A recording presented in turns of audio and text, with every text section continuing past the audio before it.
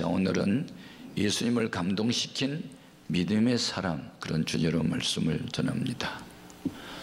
광석을 섭씨 1600도 되는 용광로 속에 넣으면 단단한 이 고체가 물처럼 녹아내리죠.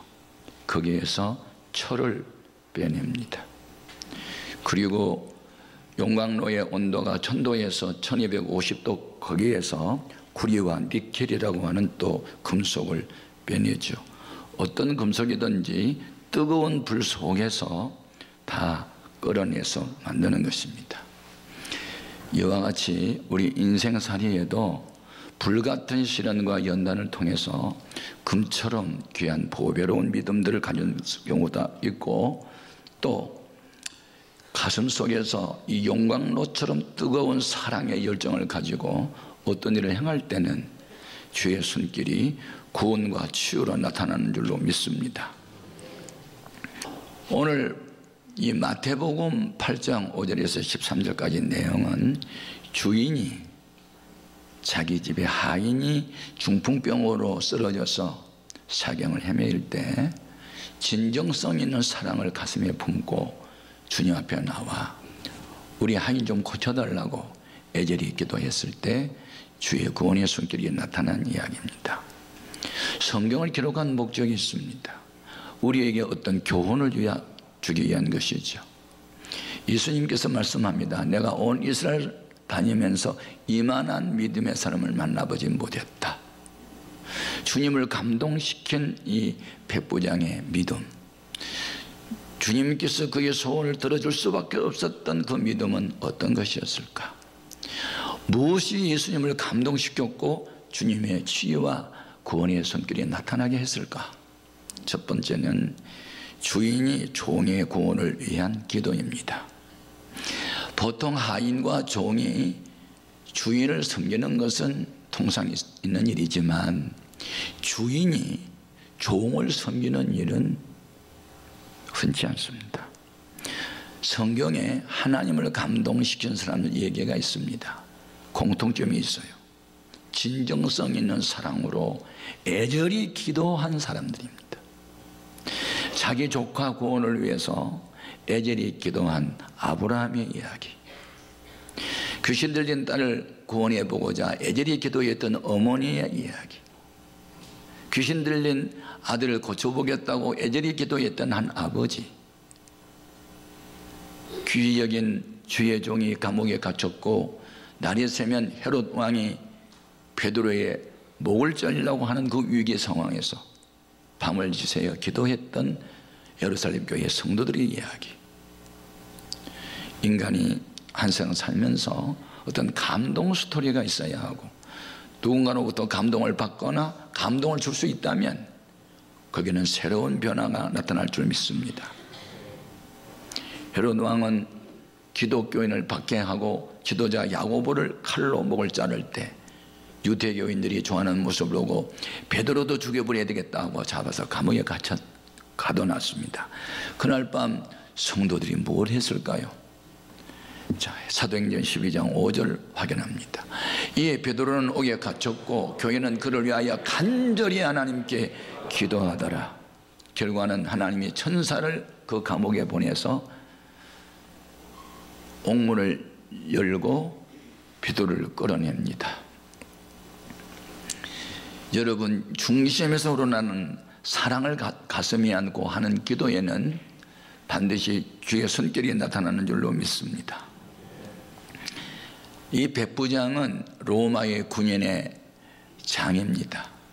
문무를 겸존한 사람. 당시에 이스라엘 나라는 로마의 식민 통치하에 있었기 때문에 로마 정부는 이스라엘 나라에 총독을 파송하고 총독 산하에 천부장, 백부장을 군대를 보내서 대도시마다 치안을 담당하는 군인들을 주둔시켰습니다. 그래서 가이사랴에도, 그 다음에 가버나움에도, 이 가버나움에 있었던 이 백부장은 100명의 군인을 거느린 한 치안 책임자입니다. 그런데 자기 집에서 일하는 하인이 중풍병으로 쓰러지자 그 중풍병자를 구원하고 싶어서 주님 앞에 달려나와서 간절히 기도합니다. 자, 5절 6절 읽겠습니다. 예수께서 가버나움에 들어가시니 한 백부장에 나와 간구하여 이르되 주여 내 하인이 중풍병으로 집에 누워 몹시 괴로워하나이다. 이 몹시 괴로워한다는 이 말 속에는 그 괴로움 속에 자기도 함께 참여하고 있다는 뜻입니다. 사랑은 함께 느끼는 거예요. 울 때 함께 울고 웃을 때 함께 웃어주는 거예요. 이 진정성 있는 사랑 한마디의 기도가 주님의 마음을 감동시켰어요. 귀하다. 주인을 위해서 종이 수발하고 종노릇 하는 것은 당연한데 주인이 종을 위해서 종노릇을 해? 주님의 감동을 받았어요. 주님의 닮은 모습을 보았어요. 예수님은 베드로의 믿음이 떨어지지 않도록 기도했지만 지금 이 시간도 우리들의 믿음이 떨어지지 않고 거룩하게 성례생활을 하도록 하나님 보좌 우편에서 지금도 기도하고 계세요. 로마서 8장 34절 누가 정죄하리요 죽으실 뿐 아니라 다시 살아나신 이는 그리스도 예수시니 그는 하나님 우편에 계신 자요 우리를 위하여 간구하시는 자시니라. 아멘. 하나님의 위대한 역사는 기도로부터 시작됩니다. 여러분의 불신자 가족, 관계 전도, 사랑하는 사람들의 구원, 치유, 회복을 위한다면 주님을 감동시킬 만한 기도가 있기를 바랍니다.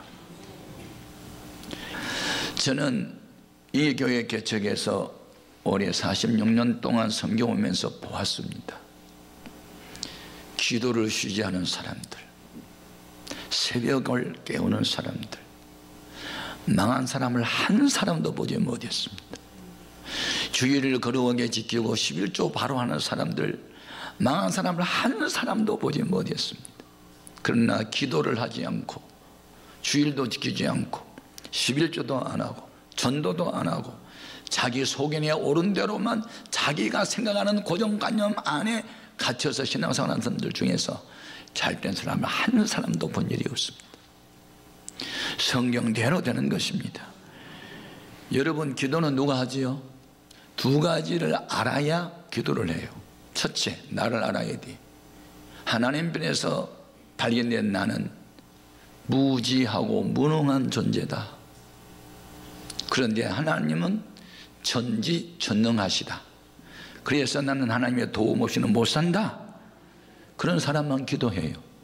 기도하지 않은 사람 다 잘난 사람들이에요. 뭘 많이 알고 있고 능력이 있다는 사람들이에요. 그런 사람은 기도 안 해요.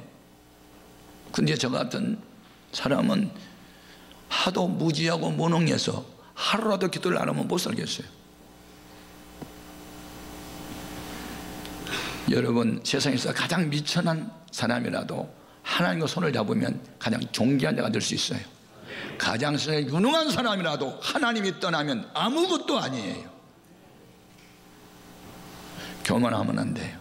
하나님 앞에서 겸손해야 돼요. 백부장은 자기를 내려놓았어요. 종의 자리까지 내려갔어요. 그리고 예수님처럼 기도를 했어요.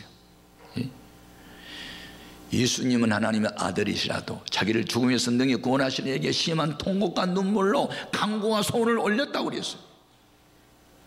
여러분, 사랑하는 자들의 영혼 구원을 위해서 간절히 기도합니까? 창자가 끊어진 애절이라는 게 뭐예요? 창자의 끊어질 절, 창자가 끊어질 정도 기도해 보셨어요? 이런 간구가 주님을 감동시킨 거예요. 그래서 주님의 성격이 나타난 거예요. 두 번째 준 교훈이 있어요. 예수님이 하신 말씀의 능력을 믿는 믿음이에요. 우리 예수님은 이 백부장의 간구에 즉각 응답을 하세요. 뭐라고 응답하셨을까요? 7절 같이 읽어봅니다. 이르시되 내가 가서 고쳐주리라. 이렇게 즉석에서 곧바로 응답은 한 일은 겨우 없어요. 그런데 워낙 그 백부장의 간구하는 태도가 주님의 마음을 감동을 줬기 때문에 즉각 응답했어요. 아, 그래, 내가 가서 고쳐줄게. 그런데 예, 그러시죠? 대답하지 않았어요. 아닙니다. 오실 필요 없습니다. 수고하지 마시고 다만 말씀으로만 하시면 네 한이 낫습니다. 말씀만 하십시오. 이 한마디도 또 주님의 마음을 감동시킵니다. 여러분은 무엇을 믿습니까? 말씀을 믿으세요. 말씀대로 됩니다. 주님이 안 돼! 그러면 안 됩니다. 돼! 그러면 되는 거예요. 자, 8절 말씀, 주님을 감동시켰던 백부장의 신앙 고백 같이 한번 읽어봐요. 백부장에 대답하여 이르되 주여 내 집에 들어오심을 나는 감당하지 못하겠사오니 다만 말씀으로만 하옵소서. 그러면 내 한이 낫겠사옵나이다. 아멘. 하나님은 말씀하세요. 말씀 자체가 하나님이세요. 천지 만물 빛이 있어라 하시면 빛이 있었어요. 해와 달과 별이 있으라 그러면 그냥 생겨났어요. 말씀대로 됐어요. 말씀만 하시면 됩니다. 오실 필요 없습니다. 겸손하기도 하고 그의 믿음이 절대적입니다. 여러분, 예수님은 육신을 입고 이 땅에 오시기 전에 이미 말씀이라는 하나님으로 존재해 계셨어요. 그분이 천지를 창조하셨어요. 요한복음 1장 1절 같이 확인합니다. 태초에 말씀이 계시니라. 이 말씀이 하나님과 함께 계셨으니 이 말씀은 곧 하나님이시니라. 예. 하나님이신 예수님이 육신을 입고 이 땅에 오셨으니 그에게는 은혜와 진리가 충만한 분이었습니다. 요한복음 1장 14절로 다시 확인합니다. 말씀이 육신이 되어 우리 가운데 거하심에 우리가 그의 영광을 보니 아버지의 독생자의 영광이요 은혜와 진리가 충만하더라. 은혜는 성령, 진리는 말씀, 충만하더라. 차고 넘쳤다. 예.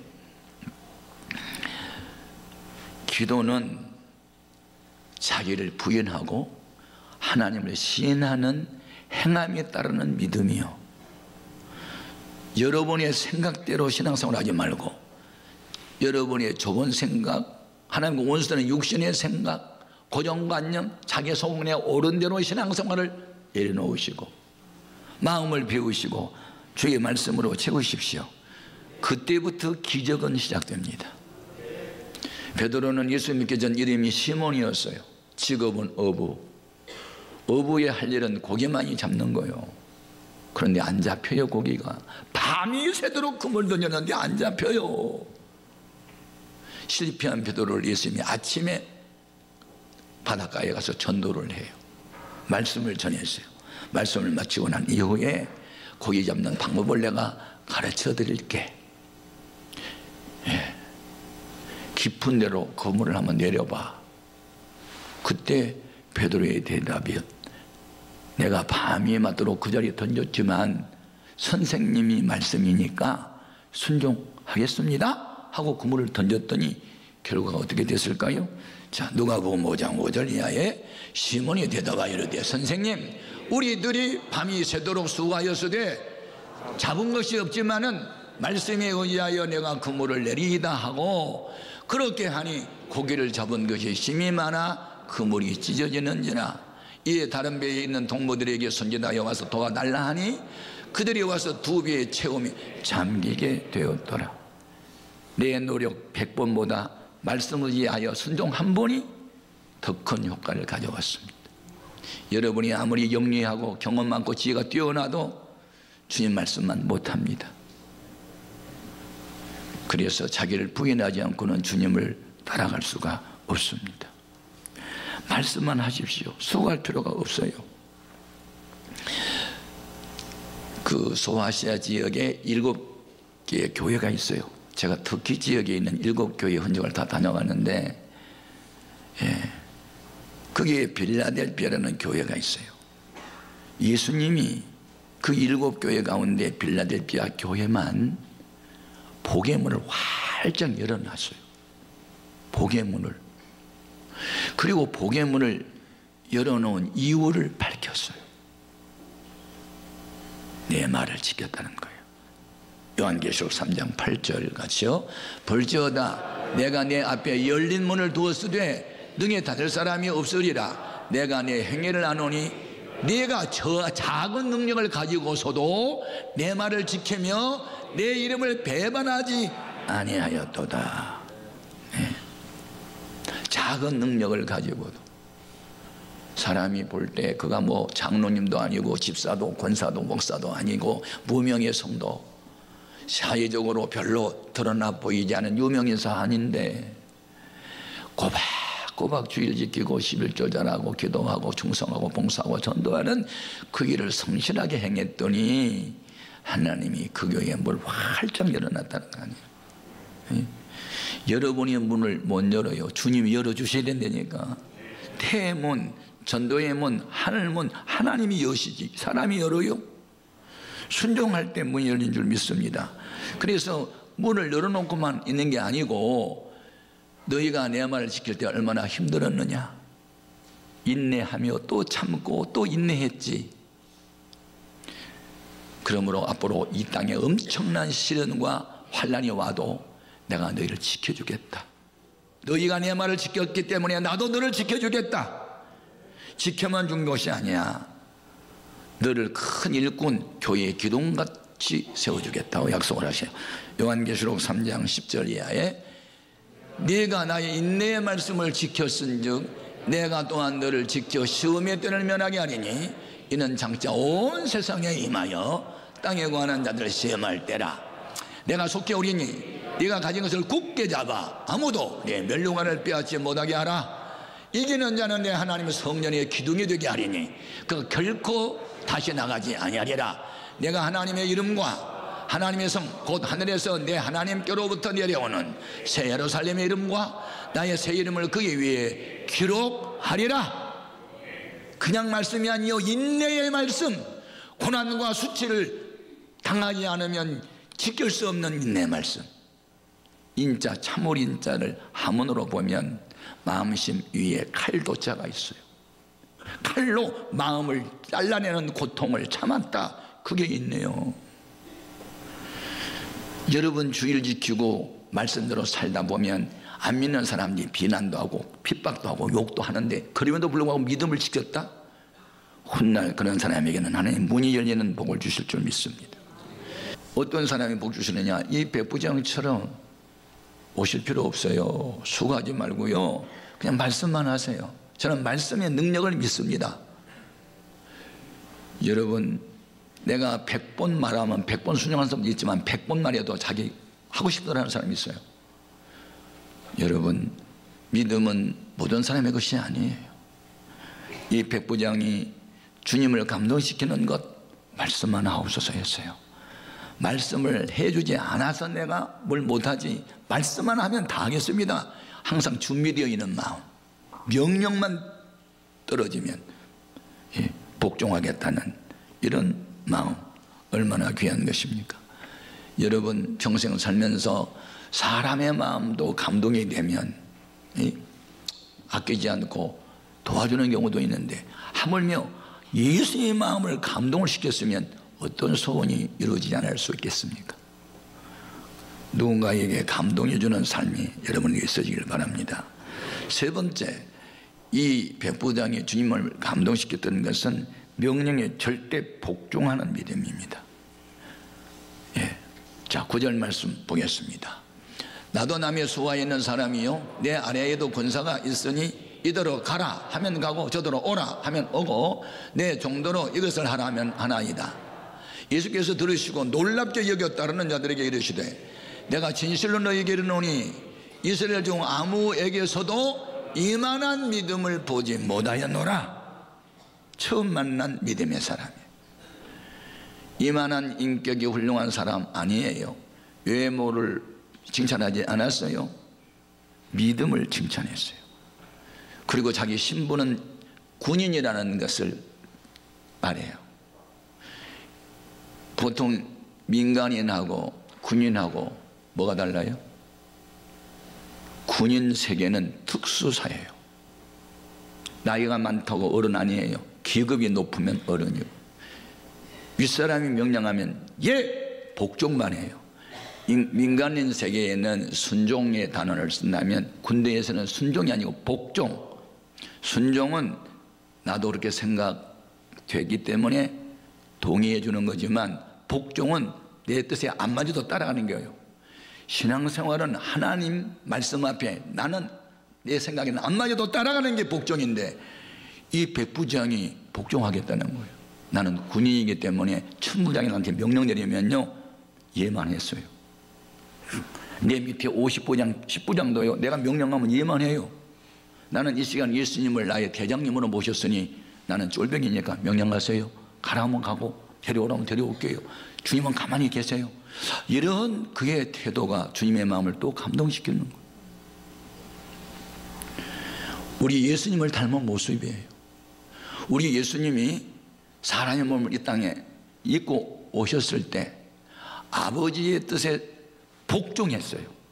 복종, 죽기까지 복종. 그런데 이 백부장이 예수님 닮은 모습이 있었던 거예요. 그래서 성경은 우리더러 너희도 예수님처럼 복종 좀 하라 그래요. 한번 같이 읽어봅니다. 빌립보서 2장 5절 이하. 너희 안에 이 마음을 품으라 곧 그리스도 예수의 마음이니 그는 근본 하나님의 본체시나 하나님과 동등됨을 취할 것으로 여기지 아니하시고 오히려 자기를 비워 종의 형체를 가지사 사람들과 같이 되셨고 사람의 모양으로 나타나사 자기를 낮추시고 죽기까지 순종 아니고 복종하셨으니 그 십자가에 죽으심이라. 네. 우리 예수님이 감동을 받고 이스라엘 사람들을 향하여 그동안에 섭섭했던 말씀을 다 쏟아놓으셔요.